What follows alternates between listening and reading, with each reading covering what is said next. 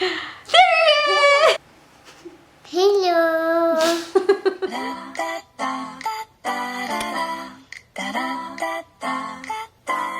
Hey everyone! I messed up already. You want to say hi?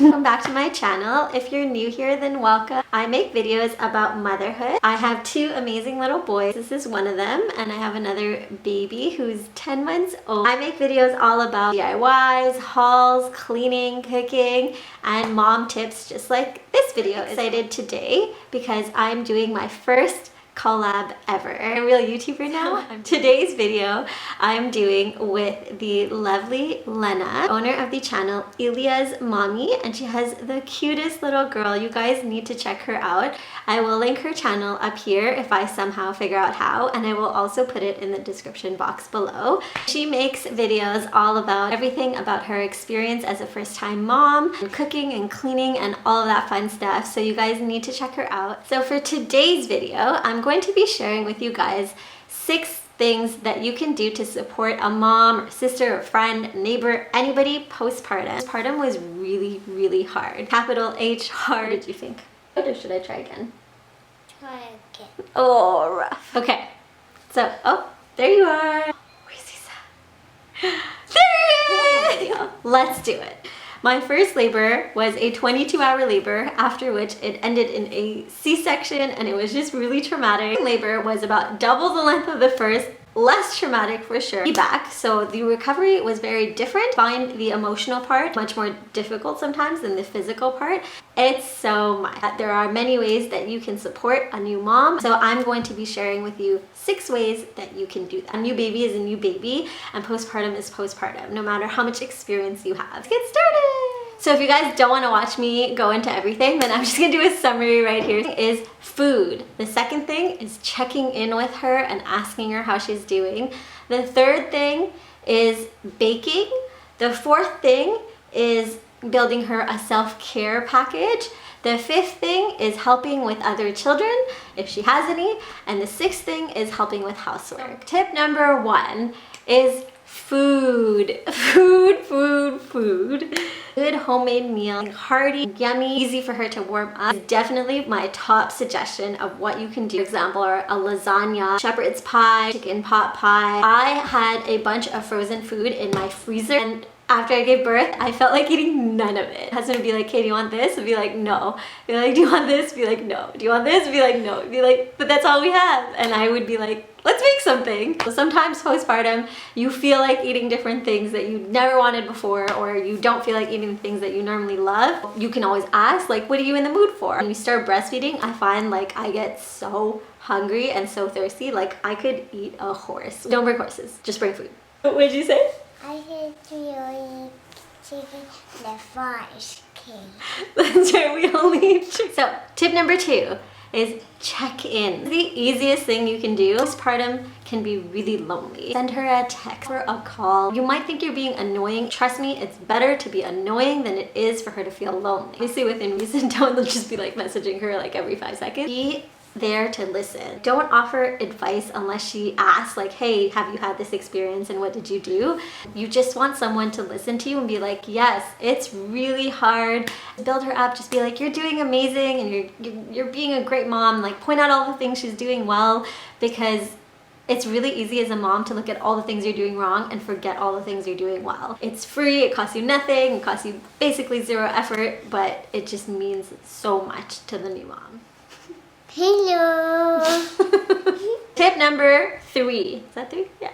It's 3. Make her a self-care package. A lot of times people bring things for the new baby, and more than likely she's already had a baby shower. Things to last her like the entire year at this point. She probably doesn't have is things for herself. Urging her to do some self-care. So things like bath bombs, essential oils, comfy pajamas, candles, chocolates or treats. I really liked a lot of the Earth Mama Angel Baby products. Just alleviate some of the pain that you're in postpartum.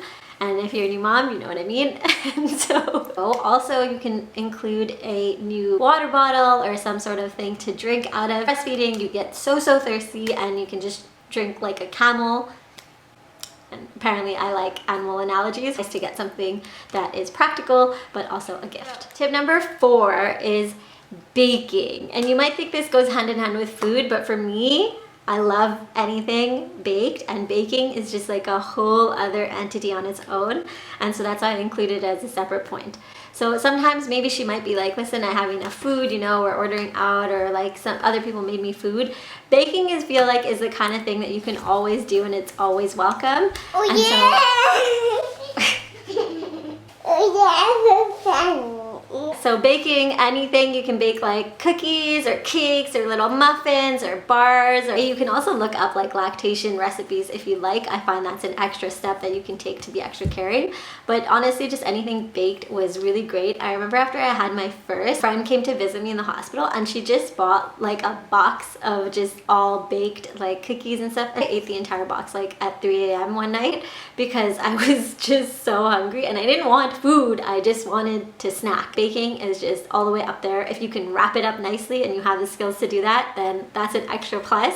And it just looks really cute and it feels really nice to get something like that. Even if you can't make it at home, then you can go buy something from a local bakery or something like that, and it's just extra sweet and extra cute. So tip number 5. Oh, how am I gonna do 6? I've done all of them like this.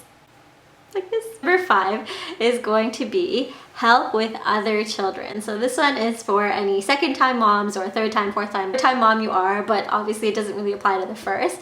Help with any other kids that she had. My experience was that I felt really like guilty at first that like I was spending so much time with baby and not enough time with the older one.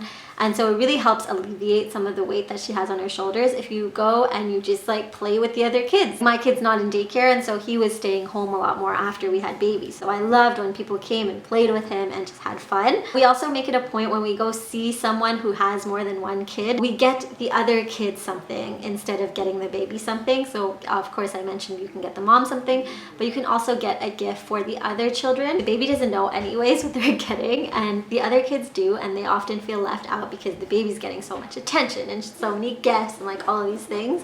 And so it really helps them feel like they're part of the process. And it's like, usually we frame it as like, you're a big brother, you're a big sister, like you did it, congratulations, so that they feel special and they feel like they did something too, and it's like a welcome addition to their family instead of like, oh, it's just something to take more attention away from me. And so we often get a gift, ideally something that will keep the child busy independently, activities or like, you know, like arts and crafts, but like things that don't require a lot of adult supervision are extra good. Or if you know the kid really well and you know they really like something, a new toy is always just good to help keep them entertained. Try not to get something that makes a huge mess, because that's just the last thing you want to do when you have a new baby, is clean up more messes. So number 6, like this. Helping with housework. So I was debating whether I wanted to put this one in or not, because like personally I didn't really love getting help with housework. I didn't really care for it. I'd rather people come over and spend time with me than help me with my housework, because, you know, maybe because I have a supportive spouse who was doing all the cleaning anyway, so I didn't feel like I need you to do my cleaning. I'm like, I could just ask my husband to do it for me. So, you know, maybe it works out differently otherwise. So I did include it. I think it's best to just ask, be like, hey, do you want me to help put a load of laundry in for you?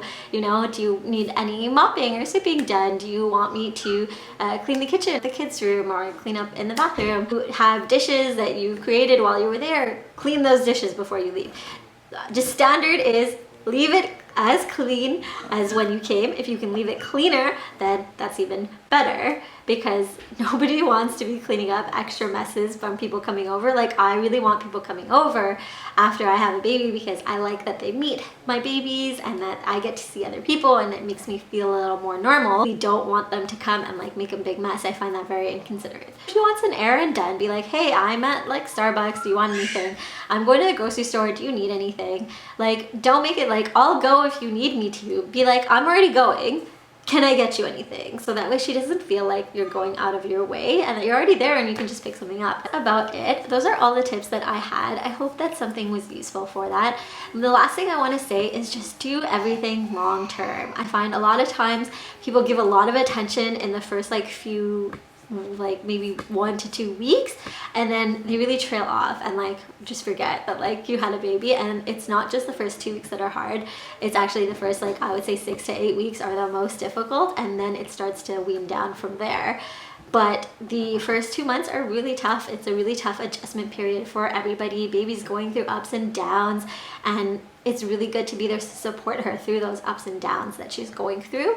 And just check in long term, you know, just check in a week later, 2 weeks later, 3 weeks later, 8 weeks later, 9 weeks later, you know, just be like, hey, what can I do? How can I help? Because it's just really useful to be there long term as things change and as things progress. It's not always so obvious at the beginning, and things do change along the way. So yeah, those are all my tips.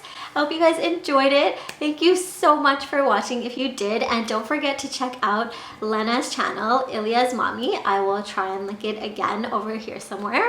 And if you guys liked what you saw, then please subscribe to my channel as well. And I will see you guys in my next video. Bye! Do you want to say bye, Izzy? Bye. You can't see him, but he said it. Oh, it's a